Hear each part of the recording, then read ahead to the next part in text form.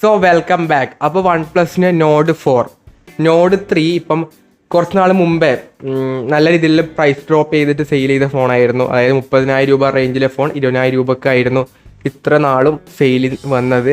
ഇപ്പം അതിൻ്റെ പുതിയ മോഡലായിട്ടുള്ള നോഡ് 4 ലോഞ്ച് ചെയ്തിട്ടുണ്ട്. അപ്പം എന്തൊക്കെയാണ് ഈ ഒരു ഫോണിൻ്റെ ഓവറോൾ ആയിട്ടുള്ള പ്രൈസ്, സ്പെസിഫിക്കേഷൻസ്, ഡീറ്റെയിൽസ്, അങ്ങനെ എല്ലാ ഡീറ്റെയിൽസും ഒറ്റ വീഡിയോ നോക്കാം. അപ്പോൾ കൂടുതലായിട്ടൊന്നും പറഞ്ഞ് ടൈം വേസ്റ്റ് ചെയ്യുന്നില്ല. അപ്പോൾ നേരെ വീഡിയോയിലോട്ട്. ഫസ്റ്റ് ഓഫ് ഓൾ ആയിട്ട് ഈ ഒരു ഫോണിൻ്റെ പ്രൈസ് പറഞ്ഞ് സ്റ്റാർട്ട് ചെയ്യാം. മെയിനായിട്ട് 3 വേരിയൻ്റ് ആയിട്ടാണ് വരുന്നത്. ഒന്ന് 8GB 128GB ആണ്. ഇതിൻ്റെ പ്രൈസ് 29,999 ആയിട്ടാണ് സ്റ്റാർട്ട് ചെയ്യുന്നത്. പിന്നെ മിഡിൽ വേരിയൻ്റെ പ്രൈസ്, മിഡിൽ വേരിയൻ്റ് എന്ന് പറഞ്ഞാൽ 8GB 256GB ആണ്. ഇതിൻ്റെ പ്രൈസ് 32,999. ഹയർ വേരിയൻ്റ് ആയിട്ടുള്ള 12GB 256GB വേരിയൻ്റെ പ്രൈസ് 35,999 ആയിട്ടാണ് വരുന്നത്. ബട്ട് ഇത് കൂടാതെ 2,000 രൂപയുടെ ബാങ്ക് ഓഫർ വരുന്നുണ്ട്. അങ്ങനെയാണെങ്കിൽ ബേസ് മോഡലിൽ 27,999 കിട്ടുന്നതായിരിക്കും. അതുപോലെ തന്നെ മിഡിൽ വേരിയൻറ്റ് 13,999 വരുന്നതായിരിക്കും. അപ്പം ബാങ്ക് ഓഫർ കൂടി ഇൻക്ലൂഡ് ചെയ്തിട്ട് വാങ്ങാൻ നോക്കുക, വാങ്ങുന്നുണ്ടെങ്കിൽ ഈ ഒരു ടൈം പീരീഡിൽ വാങ്ങുന്നുണ്ടെങ്കിൽ. പിന്നീട് ഇപ്പം വരുന്ന ഒട്ടുമിക്ക ഫോണിൽ നമ്മൾ മെയിനായിട്ട് കാണുന്ന ഒരു ബിൽഡ് എന്ന് പറഞ്ഞാൽ എന്താ, ഗ്ലാസ് വരാറുണ്ട്, പ്ലാസ്റ്റിക് വരാറുണ്ട്, അതുപോലെ തന്നെ വീഗൻ ലെതറും വരാറുണ്ട്.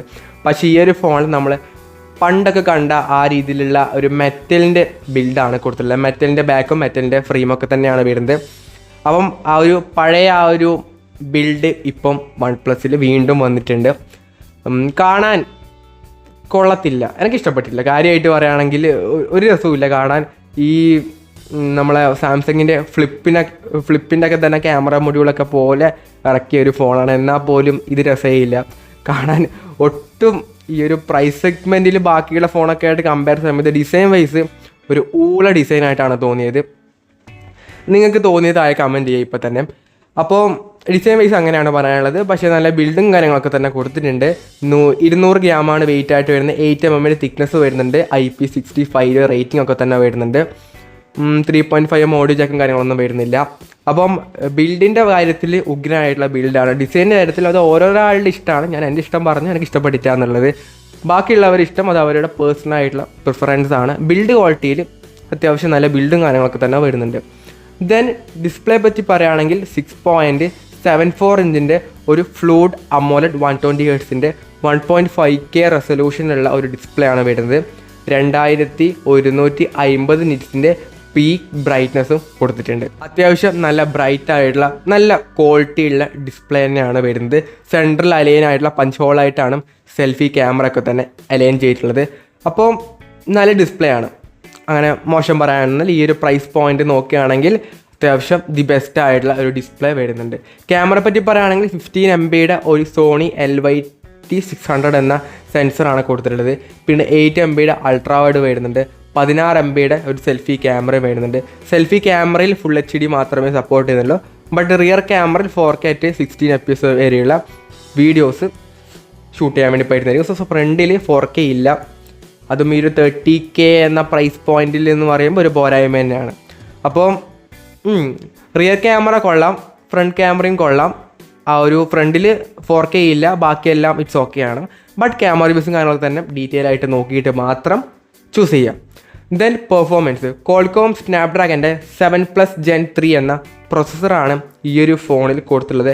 ആൻഡ് സ്കോർ എന്ന് പറയുന്നത് അറൗണ്ട് 14 lakhs ആ റേഞ്ചൊക്കെ തന്നെ വരുന്നുണ്ട്. അപ്പോൾ അത്യാവശ്യം നല്ലൊരു പെർഫോമൻസ് ഓറിയൻറ്റഡ് ആയിട്ടുള്ള ചിപ്സെറ്റ് തന്നെയാണ് ഇതിൽ വരുന്നത്.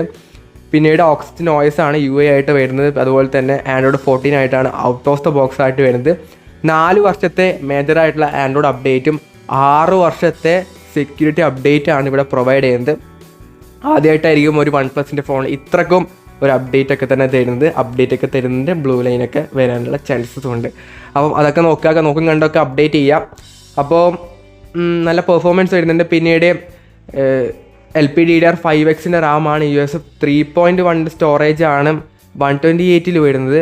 25GB അങ്ങോട്ടുള്ള വേരിയൻറ്റിൽ നമുക്ക് കിട്ടുന്നത് 4.0 സ്റ്റോറേജ് ആണ്. 128 മാത്രമേ 3.1 കിട്ടുന്നുള്ളൂ. അപ്പം അതാണ് സ്റ്റോറേജ് ടൈപ്പും റാമും വരുന്നത്. അപ്പോൾ ഓവറോളായിട്ട് പെർഫോമൻസിൻ്റെ സെഗ്മെൻറ്റ് നോക്കുകയാണെങ്കിൽ അത്യാവശ്യം നല്ലൊരു ബെസ്റ്റ് ആയിട്ടുള്ള നല്ല പെർഫോമൻസ് ഒക്കെ തന്നെ വരുന്നുണ്ട് ഈ ഒരു ഫോണിൽ. ദെൻ ബാറ്ററി പറയുകയാണെങ്കിൽ 5500 mAh ബാറ്ററിയും അതുപോലെ തന്നെ 100 വാട്ടിൻ്റെ ഫാസ്റ്റ് ചാർജിങ്ങും ബോക്സിനകത്ത് തന്നെ പ്രൊവൈഡ് ചെയ്യുന്നുണ്ട്. അപ്പം ഓവറോളായിട്ട് പറയുകയാണെങ്കിൽ ഈ ഒരു 13,000 റേഞ്ചിൽ മെയിനായിട്ട് നല്ല ഡിസ്പ്ലേ വരുന്നുണ്ട്, നല്ല പെർഫോമൻസ് വരുന്നുണ്ട്, നല്ല ക്യാമറ വരുന്നുണ്ട്, നല്ല ബാറ്ററി ഫാസ്റ്റ് ചാർജിങ് ഒക്കെ തന്നെ വരുന്നുണ്ട്. അതുപോലെ തന്നെ നല്ല ബിൽഡ് വരുന്നുണ്ട്, അത്യാവശ്യം നല്ല ബിൽഡും കാര്യങ്ങളൊക്കെ തന്നെ വരുന്നുണ്ട്. ഓവറോൾ പറയുകയാണെങ്കിൽ ഈ ഒരു പ്രൈസിൽ അത്യാവശ്യം നല്ലൊരു വേർത്തായിട്ടുള്ള നല്ലൊരു വാല്യൂ ഫോർ മണി ആയിട്ടുള്ള ഫോൺ തന്നെയാണ് ഈ ഒരു OnePlus Nord 4 എന്നുള്ളത്. അപ്പം എന്തുകൊണ്ടും ഈ ഒരു പ്രൈസ് റേഞ്ചിൽ നിങ്ങളൊരു ഫോൺ വാങ്ങുന്നുണ്ടെങ്കിൽ ഇത് കൂടി ഒന്ന് അവിടെ പരിഗണിക്കുകയാണെങ്കിൽ നല്ലൊരു ബെസ്റ്റായിട്ടുള്ള ഒരു ഓപ്ഷൻ തന്നെയാണ്. അപ്പം ഈ ഒരു പ്രൈസ് പോയിന്റിലൊക്കെ തന്നെ ഫോൺ വാങ്ങുന്നുണ്ടെങ്കിൽ ഇതും കൂടി ഒന്ന് നോക്കുക, നിങ്ങൾക്ക് പറ്റിയ ഫോണാണെങ്കിൽ പോയിട്ട് വാങ്ങാം, അത്രേ പറയാനുള്ളൂ. അപ്പം ഈ ഒരു വീഡിയോ എന്നതേം പോലെ യൂസ്ഫുൾ ആയെങ്കിൽ വീഡിയോ ലൈക്ക് ചെയ്യുക, ഷെയർ ചെയ്യുക, സബ്സ്ക്രൈബ് ചെയ്യുക. അപ്പോൾ it's your friend Abhinav signing off. By.